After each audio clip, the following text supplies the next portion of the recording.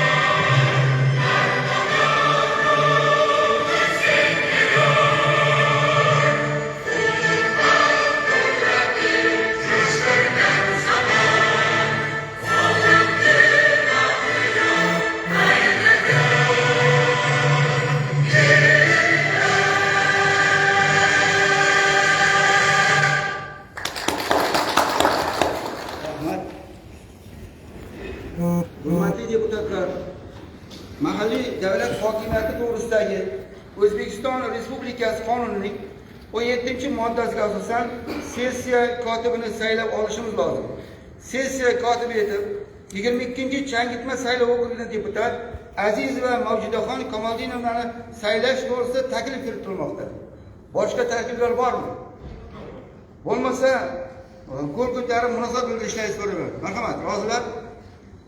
Rahmat. Qarshilar, betaraflar yo'q. Marhamat. Kamoldinova Azizaxon, Kamoldinovani o'z joyiga egallarishingizni so'rayman. Rahmat.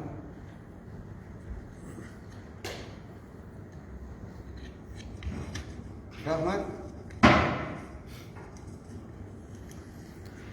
Xalq deputatlari tuman kengashining 19-sessiyada kun tartibi ish reglamentini tasdiqlab olishimiz kerak.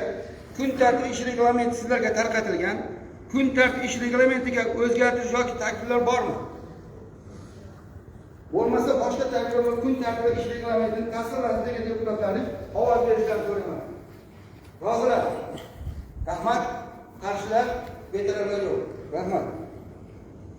Hurmatli sessiya ishtirokchilari, Endi sessiya kun tartibidagi birinchi masalani ko'rib chiqsak.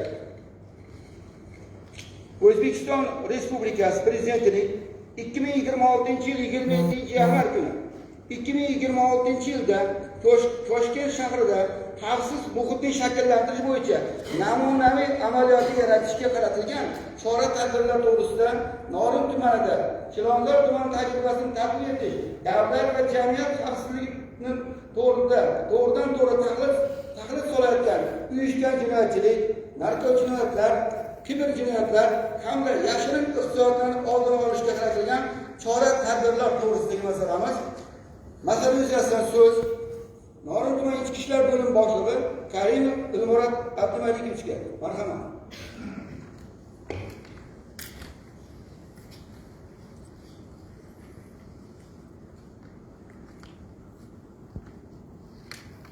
Avvalambor assalomu alaykum.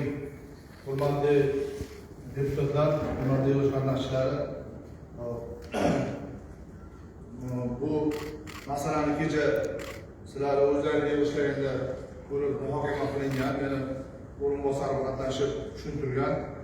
Men qisqacha sizlarga tushuncha bermoqchiman. Agar savollar bo'lsa, keyin marhamat.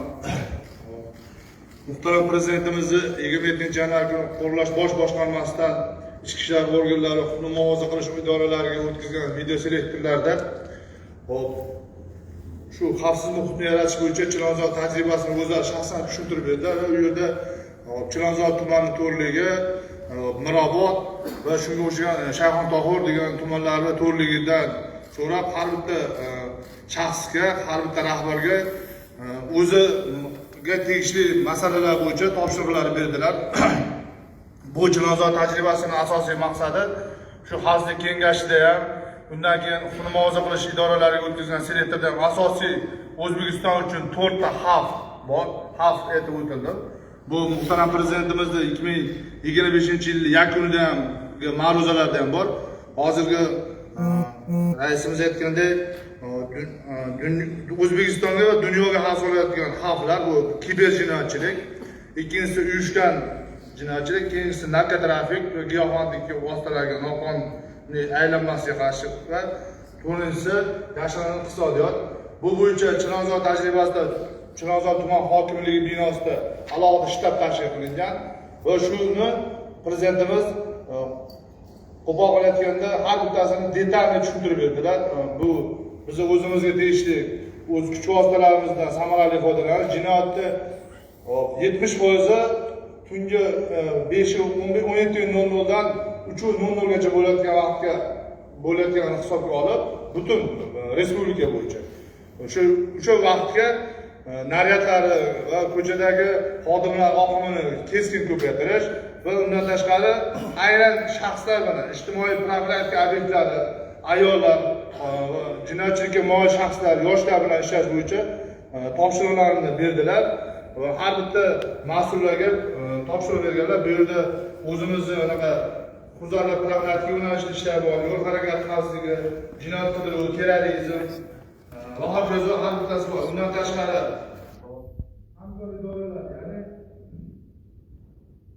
idora tashkilot a'zolari, bu yerda tuman hokimi, qurilish kommunikatsiya bo'yicha o'rinbosariga va yoshlar siyosati bo'yicha o'rinbosarlariga, tuman maktabgacha ta'lim bo'limiga, yoshlar agentligiga, soliq inspeksiyasiga, inson ijtimoiy markaziga, tuman tibbiyot birlashmasiga, uy-joy va hokazo har bitta bo'limga alohida topshirilgan. O'zini vazifasidan kelib chiqib, bu yerda hech qanaqa ortiqcha topshiriq, ortiqcha vazifa berilmagan. Bu bo'yicha mana tumanimiz hokimining yordami bilan qo'riqlash binosida ikkita xonani boshqatdan remont qilib, shtab tashkil qildik. Hammalarini shu bilib olinglar, shu Chilonzor tajribasi bo'yicha shtabimiz qo'riqlash binosida tashkil qilingan. Bu bo'yicha biz o'zimizni ishchi guruhlarimizni tuzganmiz, hamma tashkilot bittadan xodimni bergan, hammasiga o'sha vazifalarni tushuntirganmiz. Biz bu bo'yicha ish tashkil qilganmiz. Bu asosiy maqsad yurt tinchligini, xavfsizligini saqlash va o'sha yurtga turizm, investitsiya oqimini kuchaytirish va aholini birinchi o'rinda xavfsizlikni ta'minlash masalasi qo'yilgan. Biz bo'yicha ishni tashkil qilamiz. Agar savollar bo'lsa, marhamat javob beramiz. Rahmat Dilmurod Malikich. Mana shu masala bo'yicha. Marhamat. Assalomu alaykum. Men 3-fasl o'qigan deputat Nasibay Malikova. Kecha hokimlik soatlari ko'tarilib, biz bu bo'yicha ishlayapmiz. Igrushkalarda futbolga qo'ygan. Igrushka konda o'yinlarda bartaraf etish.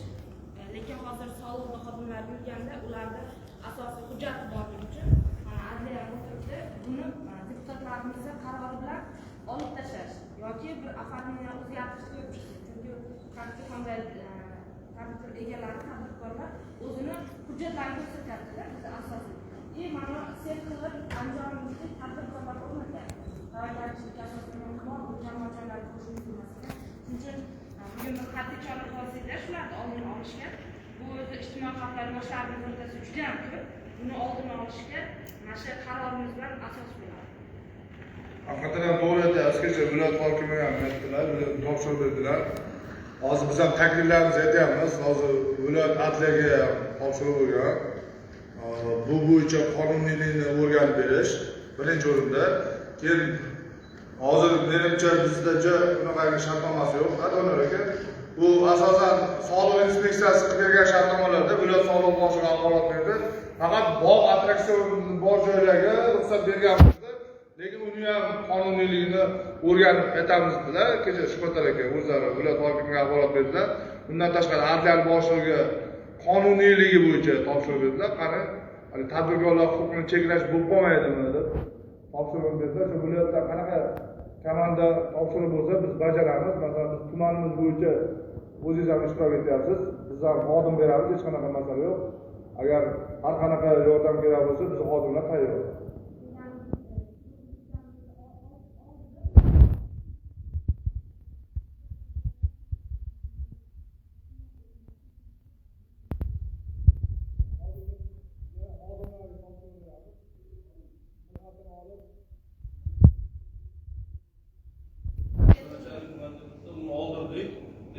Lekin haqiqatdan borsak, tadbirkorlik guvohnomasini ko'rsatmaga, misol uchun rayonimiz hal bo'ladigan narsamizda, o'shani kecha viloyat hokimi topshiriq berdilar, lekin endi qonunchilikni o'zgartirish bo'yicha.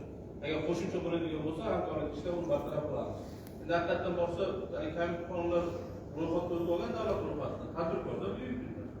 Ma'lum uchun boshqa degan masalalarimiz bor. Shuning uchun kecha topshiriq berdi.